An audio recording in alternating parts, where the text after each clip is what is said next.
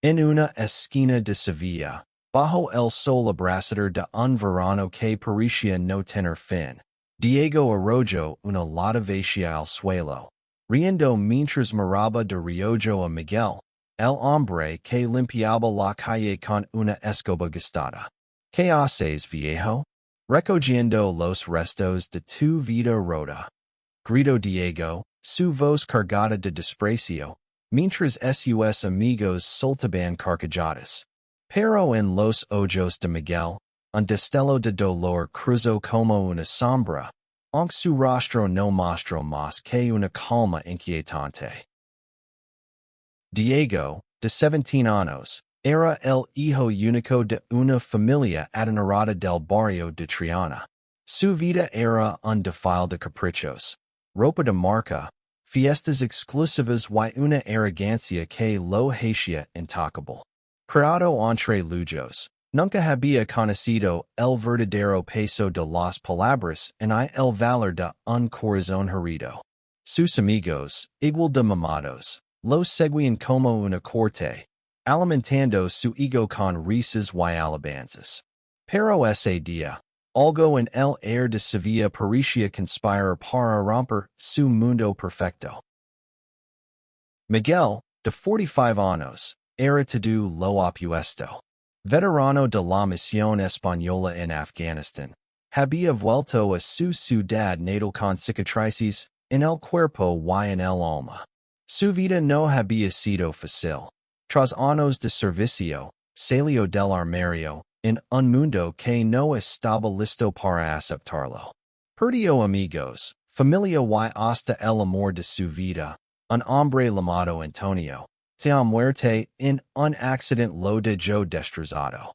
Ahora, trabajaba como barrendero, viviendo en un pequeño piso en el casco antiguo, donde las paredes guardaban recuerdos de un pasado que lo atormentaba. Diego no sabía nada de esto cuando decidió convertir a Miguel en el blanco de sus burlas. Para él, Miguel no era más que un hombre mayor, solitario, con ropas desgastadas y un aire melancólico que lo hacía un objetivo fácil. Mira al maricón del barrio, susurró Diego a sus amigos, señalando a Miguel mientras este recogía la lata que él había tirado. Pero lo que Diego no esperaba era que Miguel, al levantar la mirada, no respondiera con ira, sino con una pregunta. ¿Alguna vez has sentido que el mundo te da la espalda, pequeño? La pregunta dejó a Diego descolocado. Sus amigos rieron, pero él sintió un escalofrío. Había algo en la voz de Miguel, una mezcla de cansancio y fuerza, que lo hizo detenerse. Por un instante, el bullicio de Sevilla, los claxons, las risas, el murmullo de los turistas, ese desfinicio, y solo quedó el peso de esa mirada.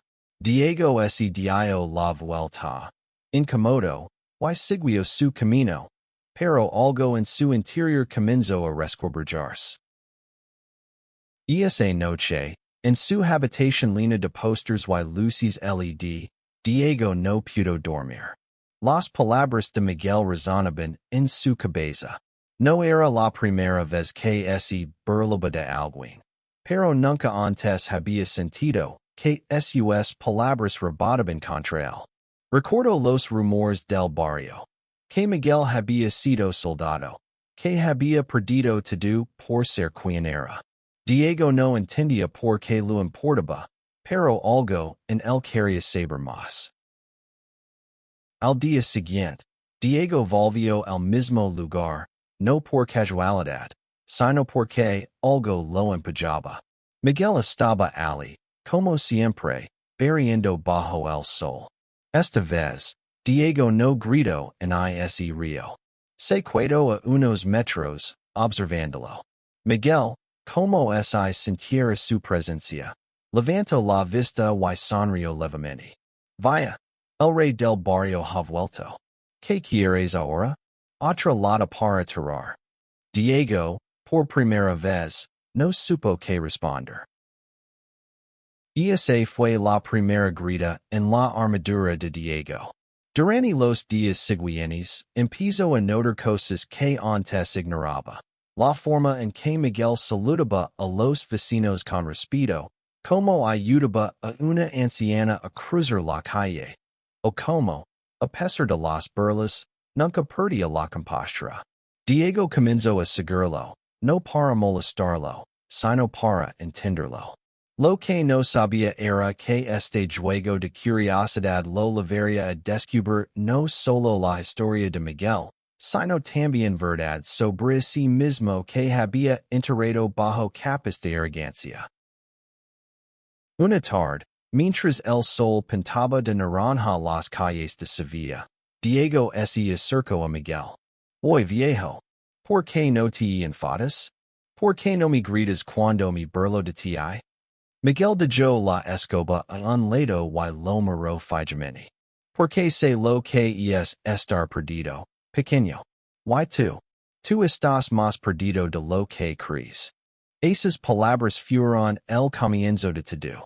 Diego, sin saberlo, había dado el primer paso hacia un camino que lo cambiaría para siempre. Miguel no era solo un hombre al que podía burlarse. Era un espejo que reflejaba todo lo que Diego temía enfrentar. Su soledad, sus inseguridades y, sobre todo, la verdad sobre quién era realmente. Los días siguientes fueron un torbellino para Diego. No podía dejar de pensar en Miguel. Había algo en su calma, en su forma de soportar las burlas con una dignidad que Diego no entendía, que lo desarmaba. En su mundo de privilegios, donde todo se resolvía con dinero o influencias, la resistencia silenciosa de Miguel era un misterio. Decidió averiguar más, no porque quisiera disculparse, sino porque necesitaba entender por qué ese hombre no encajaba en su visión del mundo. Una mañana, Diego lo siguió hasta el mercado de Triana. Miguel, con su uniforme de barrendero, compraba arañas y charlaba con los vendedores como si fueran viejos amigos. Diego, escondido tras una pila de cajas, lo observaba. Notó como los ojos de Miguel se iluminaban al hablar, como su risa llenaba el aire, aunque siempre había un trasfondo de tristeza. ¿Quién eres, viejo? Murmuró Diego para sí mismo, sintiendo una mezcla de curiosidad y frustración. Esa tarde, Diego cometió un error. En un arranque de su antigua arrogancia, se acercó a Miguel en la plaza, rodeado de sus amigos. Oye, veterano, es verdad que te echaron del ejército por ser. Ya sabes, la pregunta, dicha con una sonrisa cruel, hizo que los demás rieran. Pero Miguel no se mudó. En lugar de responder, se acercó a Diego, tan cerca que este pudo ver las cicatrices en su rostro. Si quieres saber quién soy, pequeño, ven a hablar conmigo cuando estés solo. No necesitas una audiencia para ser valiente. Diego se quedó helado. Sus amigos lo empujaron, esperando una réplica ingeniosa, pero no llegó. Por primera vez, Diego sintió que su máscara de confianza se resquebrajaba. Esa noche, en casa, no tocó su consola ni revisó sus redes sociales. Se sentó en la ventana, mirando las luces de Sevilla, preguntándose por qué las palabras de Miguel lo perseguían. Había algo en el que lo hacía sentir pequeño, no por miedo, sino porque, por primera vez, alguien lo veía más allá de su fachada. Al día siguiente, Diego tomó una decisión impulsiva. Fue al bar donde sabía que Miguel solía tomar un café al final de su turno. Lo encontró sentado en una mesa al fondo, leyendo un libro viejo con las páginas amarillentas. Diego se acercó, nervioso, y se sentó sin pedir permiso. Quiero saber, ¿Por qué no te defiendes? ¿Por qué dejas que te hagas eso? Miguel cerró el libro lentamente y lo miró. ¿Por qué no estoy luchando contra ti, Diego? Estoy luchando contra el dolor que llevas dentro. Esas palabras golpearon a Diego como un puñetazo. Nadia, sus padres, sus amigos, ni siquiera él mismo, había hablado nunca de su dolor. Pero Miguel, con una sola frase, había tocado una herida que Diego ni siquiera sabía que existía. ¿Qué sabes tú de mí? Replicó, su voz temblando. Miguel sonrió con tristeza. Sé que estás yendo de algo. Todos lo hacemos, en algún momento. La conversación se alargó hasta que el bar empezó a vaciarse. Miguel le contó fragmentos de su vida, su tiempo en el ejército, los amigos que perdió cuando reveló que era gay, la muerte de Antonio, el hombre que lo había hecho sentir completo. Diego escuchaba, incapaz de interrumpir. Por primera vez, no se siente superior. Se siente humano. Cuando se despidieron, Miguel le dio una palmada en el hombro. Si quieres hablar, ya sabes dónde encontrar. Pero no vengas a burlarte. Ven a ser tú mismo. Diego no respondió, pero mientras caminaba de vuelta a casa, algo en su interior comenzó a cambiar. No era solo curiosidad por Miguel, era una necesidad de entenderse a sí mismo. En los días siguientes, Diego empezó a pasar más tiempo cerca de Miguel, no como un acosador, sino como alguien que buscaba respuestas. Lo ayudaba a recoger basura en la calle, fingiendo que era una casualidad. Miguel, siempre observador, no decía nada, pero sus sonrisas eran cada vez menos tristes. Una tarde, mientras compartían un refresco en un banco, Miguel le preguntó, ¿por qué sigues aquí, Diego? ¿Qué buscas? Diego, mirando al suelo, murmuró, no lo sé. Pero contigo no tengo que finger. Esa confesión, aunque pequeña, fue un punto de inflexión. Diego comenzó a cuestionarse todo, su actitud, sus amigos, su vida. Pero también empezó a sentir algo nuevo, algo que lo adoraba. Una conexión con Miguel que no podía explicar. No era solo admiración. Era algo más profundo, algo que lo hacía temblar de miedo y emoción al mismo tiempo. La relación entre Diego y Miguel comenzó a transformarse en algo que ninguno de los dos esperaba. Diego, que antes solo conocía el desprecio y la superficialidad, ahora encontraba consuelo en las charlas con Miguel. Cada tarde, después del instituto, buscaba excusas para pasar por las calles donde Miguel trabajaba. A veces levaban una bolsa de naranjas para compartir, sentados en un banco frente al Guadalquivir, mientras el sol se ponía y la ciudad se tenía de dorado. Miguel, con su voz grave y pasada, le contaba historias de su pasado, las noches bajo las estrellas en el desierto, la camaradería del ejército, y también el rechazo que enfrentó al volver. Pero lo que más impactaba a Diego eran las historias sobre Antonio, el amor que Miguel había perdido.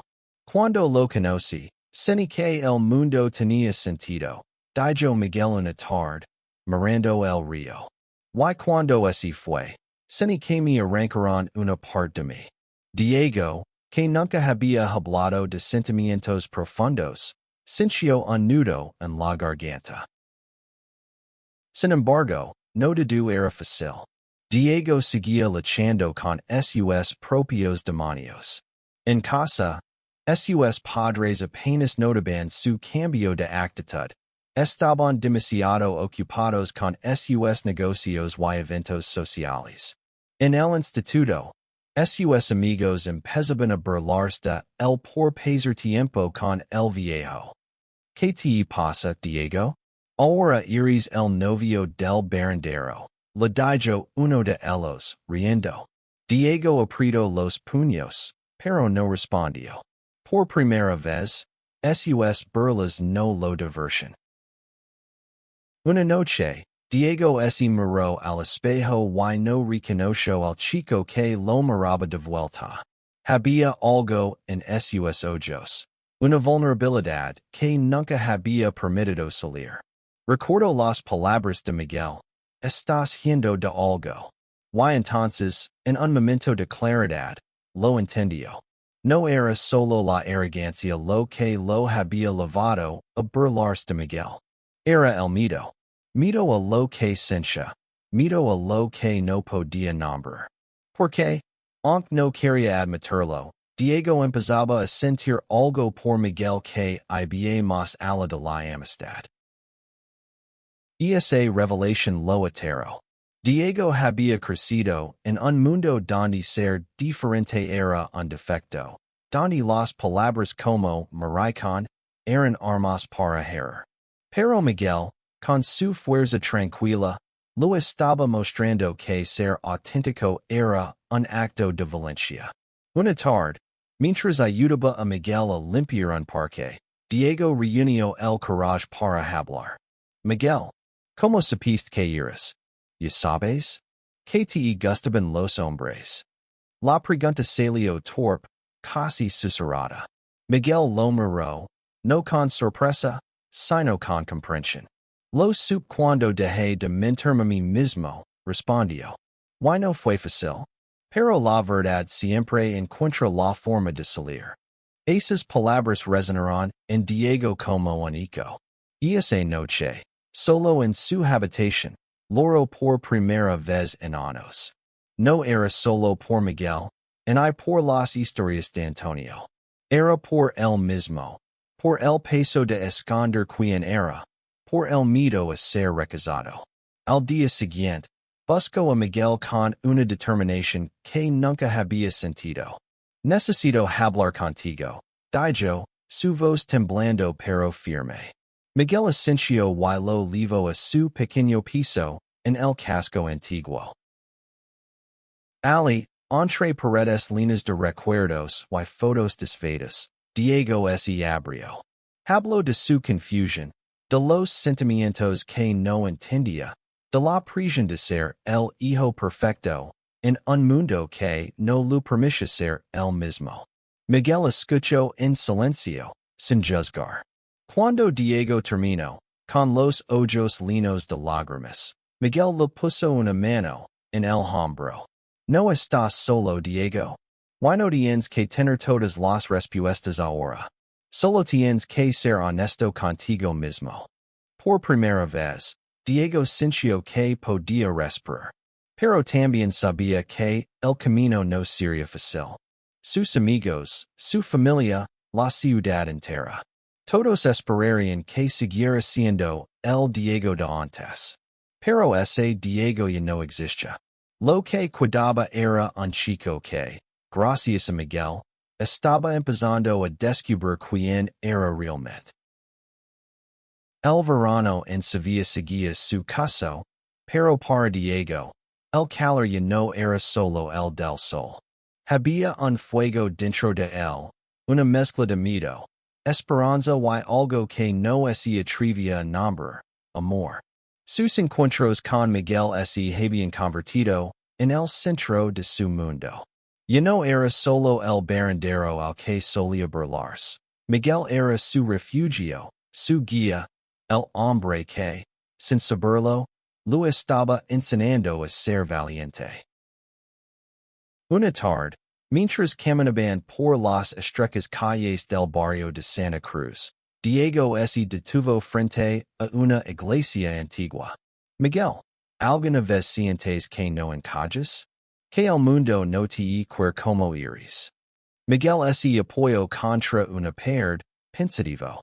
Todos los días, respondió. Pero aprendí que no necesito que el mundo me quiera. Solo necesito quererme a mí mismo.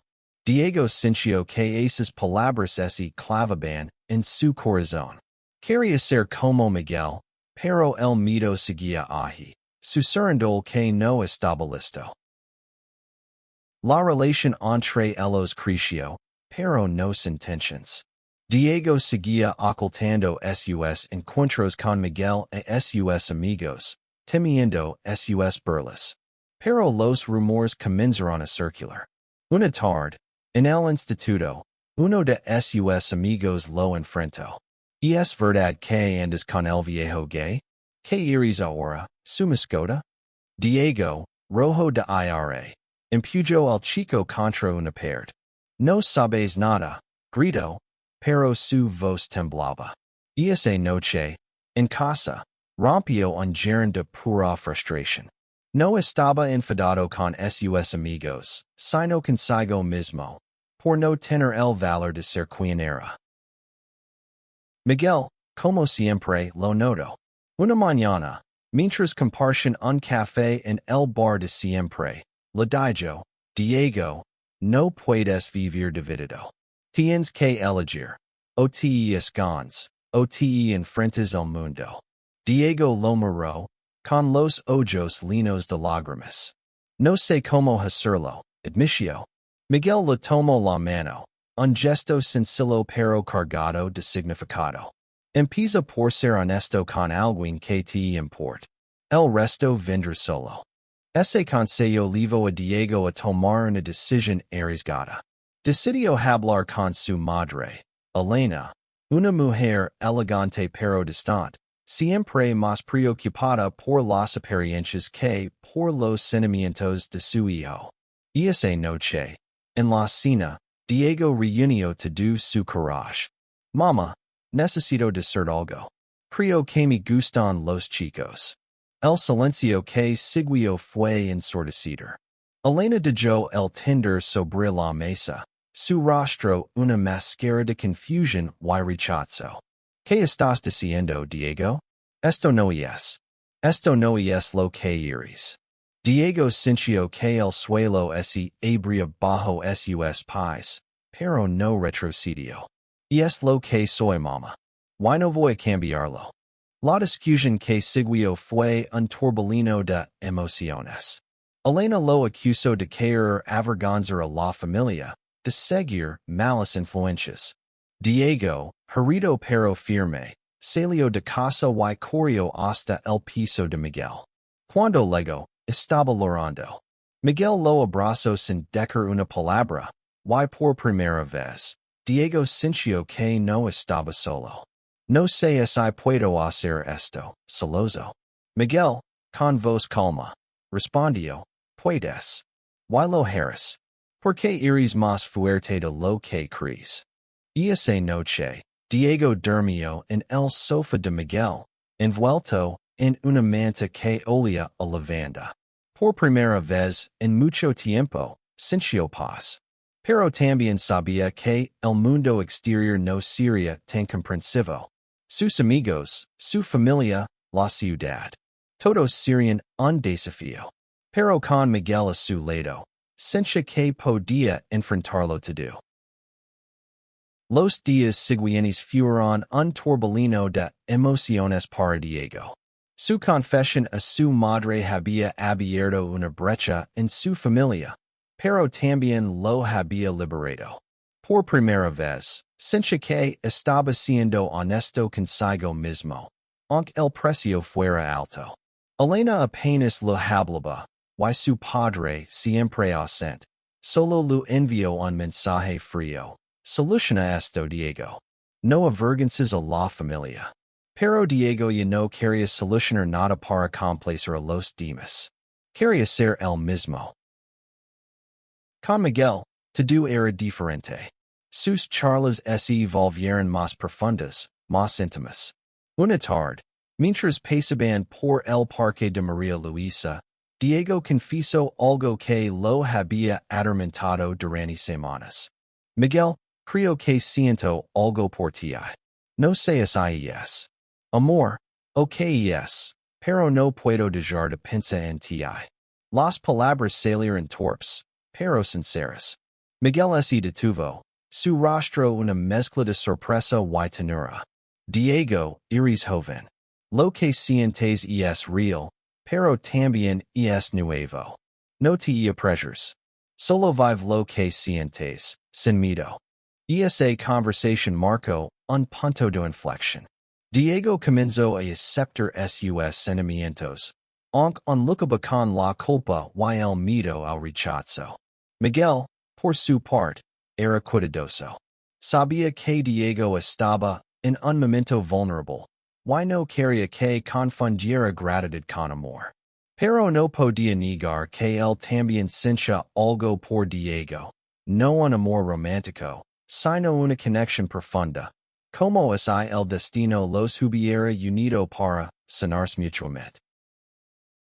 Mientras tanto, los rumores en el instituto se intensificaron. Diego fue marginado por sus antiguos amigos, que lo llamaban traitor y cosas peores. Pero también encontró aliados inesperados. Una chica llamada Lucia, que lo defendió en clase, y un profesor que lo ofreció apoyo. Poco a poco, Diego empezó a construir un nuevo círculo, uno donde no tenía que finger. Pero el verdadero desafío vino cuando su madre lo confrontó de nuevo. Si sigues por este camino, no sé si podrás cuidar en esta casa, le dijo.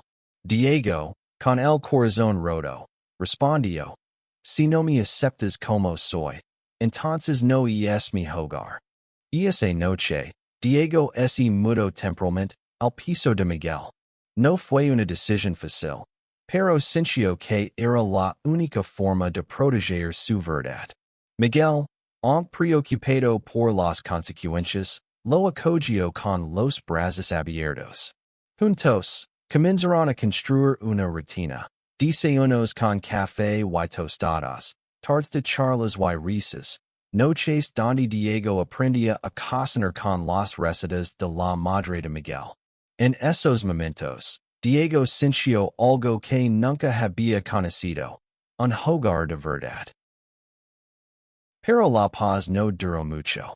Una tarde, mientras Diego y Miguel pasaban por el barrio, un grupo de chicos del instituto los interceptó. Mira, el viejo y su novio, gritó uno de ellos, lanzando una botella que rozó la cabeza de Diego. Miguel se interpuso, su voz firme pero calmada. Dejadlo en paz. No os ha hecho nada. Los chicos, intimidados por la presencia de Miguel, se marcharon, pero Diego estaba temblando. No puedo seguir así, dijo, con lágrimas en los ojos. Miguel lo abrazó. No estás solo, Diego. Nunca lo estarás. Esa noche, mientras compartían una cena sencilla en el piso de Miguel, Diego tomó una decisión. Quería enfrentarse al mundo, no solo por él, sino por Miguel, por Antonio, por todos los que habían tenido que esconderse. Pero aún no sabía cómo. Lo único que sabía era que, con Miguel a su lado, tenía la fuerza para intentarlo. El verano llegaba a su fin, pero para Diego, el verdadero cambio apenas comenzaba. Vivir con Miguel le había dado una nueva perspectiva. Ya no era el chico arrogante que se burlaba de los demás para ser superior. Ahora, cada día era una lección de humildad, de valencia, de amor. Pero el mundo exterior seguía siendo un campo de batalla. Los rumores sobre su relación con Miguel se habían extendido por Sevilla, y las miradas de desprecio eran cada vez más frecuentes. Una mañana, Diego recibió un mensaje de su madre. Vuelve a casa. Hablaremos. Por un momento, sintió esperanza, pero también miedo. ¿Y era una trampa para obligarlo a cambiar? Miguel, siempre observador, lo notó. Diego. No puedes huir de tu familia para siempre. Pero no dejes que te hagan dudar de quién eres. Con esas palabras en la mente, Diego regresó a su casa en Triana. La conversación con Elena fue tensa. Ella admitio que no entendía lo que Diego estaba pasando, pero también dijo algo que lo sorprendió. No quiero perder, hijo. Pero necesito tiempo. Por primera vez, Diego vio una grita en la armadura de su madre. No era aceptación, pero era un comienzo. Se despidió con un abrazo, algo que no habían compartido en años. Y regresó al piso de Miguel con una mezcla de alivio y tristeza. Mientras tanto, Diego comenzó a involucrarse más en la comunidad. Inspirado por Miguel, empezó a asistir a reuniones de un grupo local de apoyo para jóvenes LGBT. Ali conoció a personas como él, chicos y chicas que habían enfrentado el rechazo pero seguían adelante. Una noche, durante una reunión, Diego compartió su historia. Como pasó de ser un matón a alguien que luchaba por aceptarse. Cuando terminó, el aplauso de los demás lo hizo sentir que, por primera vez, pertenecía a algo. Pero no todo era progreso. Los antiguos amigos de Diego no se rendían. Una tarde, mientras él y Miguel caminaban por el mercado, uno de ellos los enfrentó. Eres una vergüenza, Diego. Y tú, viejo, deberías estar encerrado. Antes de que Diego pudiera responder, Miguel dio un paso adelante. La única vergüenza aquí es el odio que llevas dentro, dijo, su voz como un trueno. El chico, intimidado, se marchó, pero Diego sabía que esto no terminaría ahí. Esa noche, Diego y Miguel hablaron hasta la madrugada. Diego confesó que, aunque estaba aprendiendo a aceptarse, aún tenía miedo de lo que vendría. ¿Y si nunca me aceptan? ¿Y si siempre tengo que pelear? Miguel lo miró con ojos llenos de experiencia. La vida es una peli, Diego. Pero no estás solo en el ring. Y cada vez que te levantas, inspiras a alguien más a hacer lo mismo. Esas palabras dieron a Diego una nueva determinación. Decidió que no solo quería aceptarse a sí mismo, sino ayudar a otros a hacerlo. Con la ayuda de Miguel, comenzó a planear un evento en el barrio. Una marca pequeña pero significativa para visibilizar a la comunidad LGBT en Sevilla. No sería fácil, pero Diego estaba listo para dar el siguiente paso. No solo por él, sino por todos los que, como él, habían sentido que no encajaban. El día de la marca llegó como un torbellino. Las calles de Sevilla, bañadas por un sol suave de otoño, se llenaron de colores, pancartas y voces. Diego, nervioso pero decidido, caminaba al frente, con Miguel a su lado. No era una multitud enorme, pero cada persona allí representaba una historia, una lucha, un sueño. Diego sostenía una bandera arcoíris, y aunque sus manos temblaban, su corazón latía con fuerza. La preparación había sido intensa. Diego y Miguel habían pasado semanas organizando el evento, enfrentándose a críticas y amenazas. Algunos vecinos los miraban con desdén, pero otros, como la anciana a la que Miguel siempre ayudaba, se unieron con sonrisas y abrazos. Lucia, la amiga de Diego del instituto, también estaba allí, levando una pancarta que decía, amor es amor. Para Diego, cada paso en la marca era una declaración, y no se escondería. Pero el momento más difícil llegó cuando vio a su madre entre la multitud. Elena estaba al borde de la calle, con los brazos cruzados y los ojos llenos de lágrimas. Diego se detuvo, inseguro, pero Miguel lo empujó suavemente. Vi con ella. Diego se acercó, esperando lo peor. Pero Elena lo abrazó. No entiendo todo esto, Diego, pero eres mi hijo. Y te quiero. Aces palabras, simples pero poderosas, rompieron algo dentro de Diego. Loro en los brazos de su madre, sintiendo que, por primera vez, ella lo veía de verdad. La marca terminó en la plaza de España, donde Diego tomó el micrófono. Con la voz temblorosa, habló. Hace unos meses, yo era alguien que quería a otros para sentir mejor. Pero conocía a alguien que me enseñó lo que significa ser valiente, ser honesto, ser humano. Esta marca no es solo por mí, sino por todos los que alguna vez se sintieron solos. Mientras hablaba, miró a Miguel, que lo observaba con orgullo. La multitud aplaudió, y Diego sintió que, por fin, estaba en paz. Los días siguientes fueron un nuevo comienzo. Diego volvió a casa, pero su relación con Miguel no terminó. Seguían vindos, no como algo romántico, sino como una amistad que los había salvado a ambos. Miguel lo enseñó a Diego que el amor no siempre es pasión, sino también comprensión, apoyo, y la valencia de ser uno mismo. Diego, a su vez, lo devolvió a Miguel algo que había perdido, la esperanza.